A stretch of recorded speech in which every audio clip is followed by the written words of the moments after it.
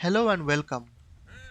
My name is Arindam and in this video I will show you how to get the artifact of the massive on Fjordur. Additionally, I will also be showing you the 3 runes that are found in the artifact cave alongside most of the loot crate locations found in the cave. So the cave is actually the Nidisheim labyrinth and I'll be doing the labyrinth cave in this video completely on foot without using any other dinos, not even shoulder dinos. So the first thing you need to do is you need to come to this area of the map. So we are currently situated here in the southwestern side of the map, close to the blue obelisk there and the swamp biome island over there. And the coordinates of the artifact entrance is just below on this part of the water. So what we need to do is we need to use a scuba gear or some diplocolus to actually go inside the watery part. But first of all, let me show you the preparations. So this cave will require a lot of parkour and jumping. So we're going to be using grappling hooks, climbing picks, and some parachutes. Since the cave also contains enemy dinos like bats, scorpions, snakes, and even Desmodus and those Megalania, I'll be using a full suit of ghillie armor followed by bug repellent cactus broth to avoid their detection. I'll also be carrying a bit of lesser antidotes just in case I get mega rabies from the bats and some med brews for healing. So now let's actually journey to the inside of the cave.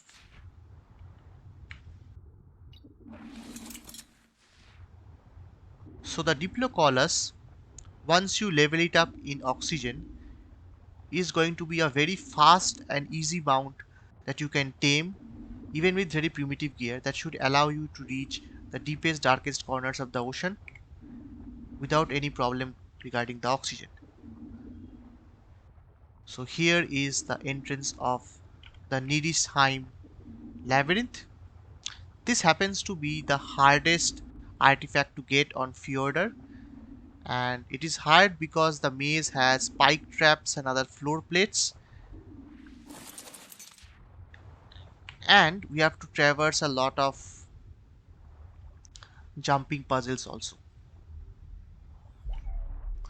Right.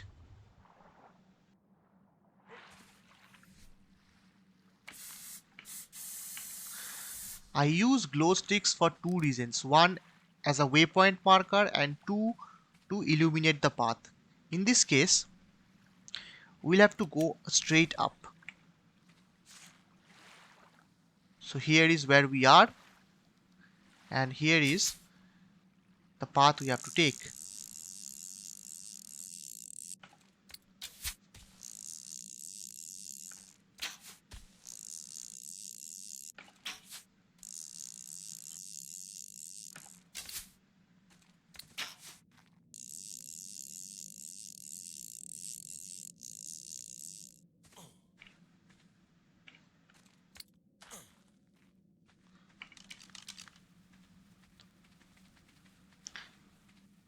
With a full suit of ghillie armor along with bug repellent and cactus broth, we have we are going to have a detection range of just 6 meters.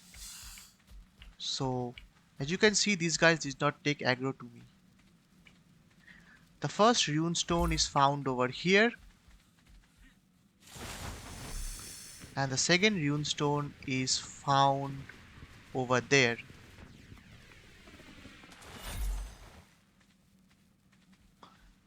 A loot crate spawns just beside these green crystals, which contains the green gems.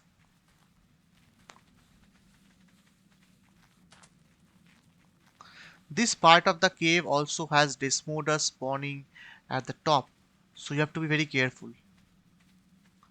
Now the actual maze starts.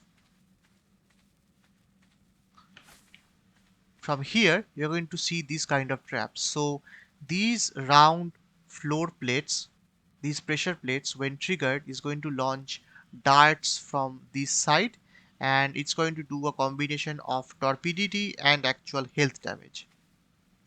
These floor plates are actually spike traps, and once you go over them, they're going to do a lot of instantaneous damage. So much damage it will do is they can actually kill you with one single shot.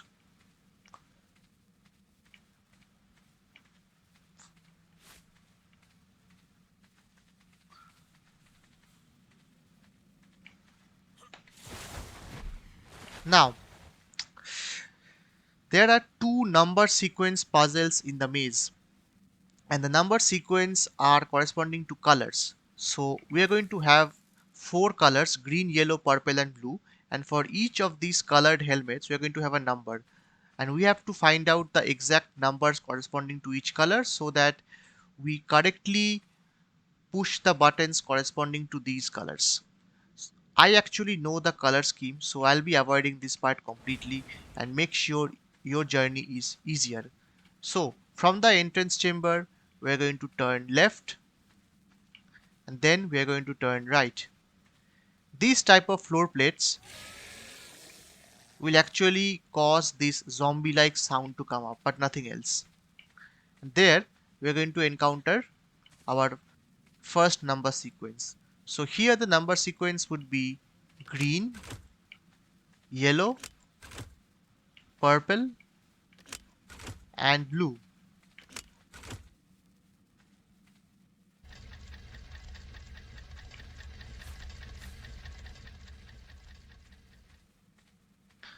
Now we are going to come to the second and the hard part of the maze. So there is a good chance of you getting lost in this part. It's still not as complicated as the Ragnarok labyrinth, which I have also covered on foot. You can check that video out. But I'll still try to make sure it's as simple as possible. So I will intentionally use only the path that you need to take to the final number sequence part. So from here, we are going to take this route. Avoid that one. We're going to take this route.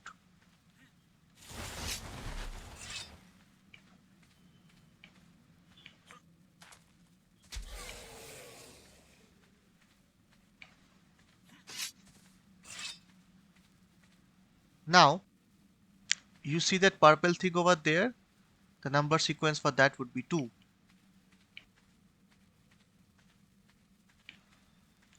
If you were to head to this side, you're going to get the numbering color for yellow, but we're not going to go there. We're going to take this path.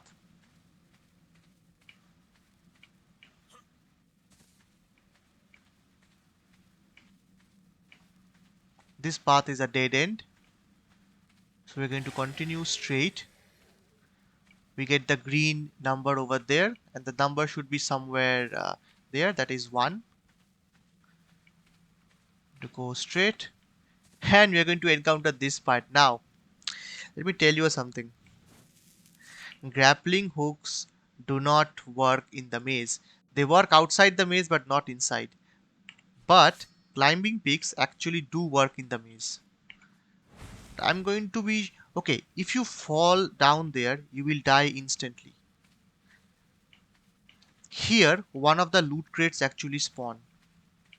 Now, instead of jumping and having a high chance of dying, we are just going to use our climbing picks.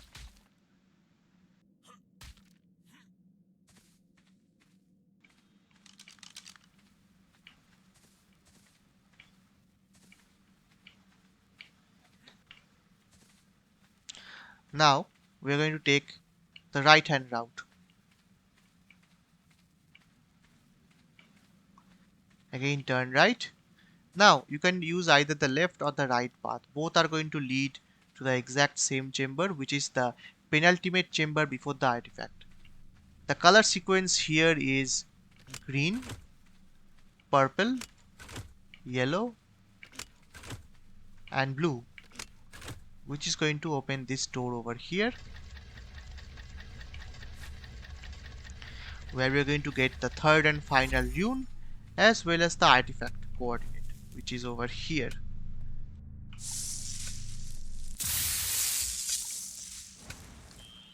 The exit door is this one, for which here is the button. Now we are going to turn right, avoid the floor plates.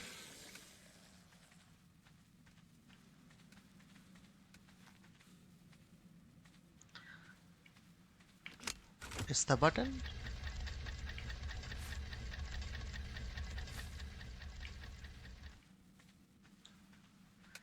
Turn left, turn right,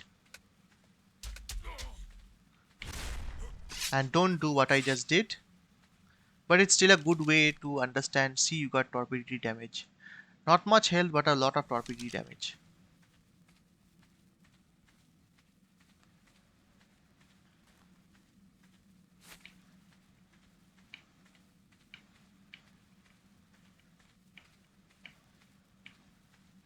This part reminds me of Prince of Persia and the Tomb Raider games. And now you can safely exit this artifact chamber.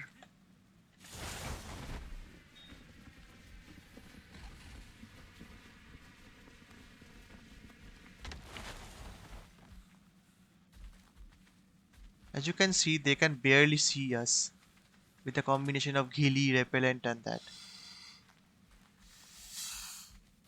We just have to be careful not to trigger their aggro.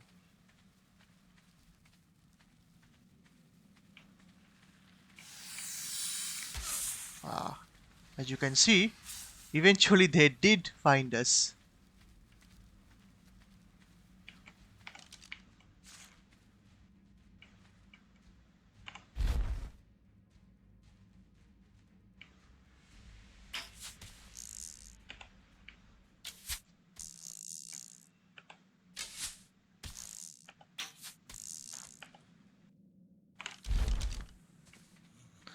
Alright, so we have reached the exit.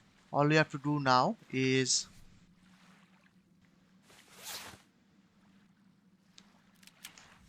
get back out of the cave. You can only mount the diplocolors in the water though.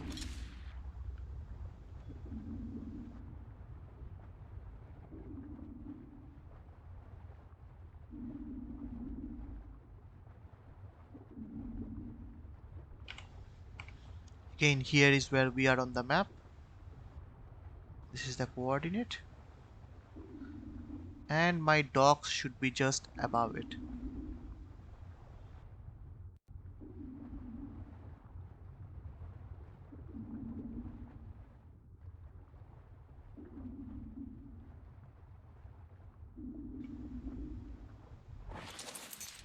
And yes, that is it. It was a very simple way of getting the artifact, and the sharks have no chance going through the elaborate mechanism I've made, which only enables the diplocolors to go to inside. Yeah, that is it for this video. If you enjoyed it, please drop a like, subscribe and hit the bell notification button because I have a ton of Fjordur video still on the upload schedule. So thank you for watching and stay tuned for more.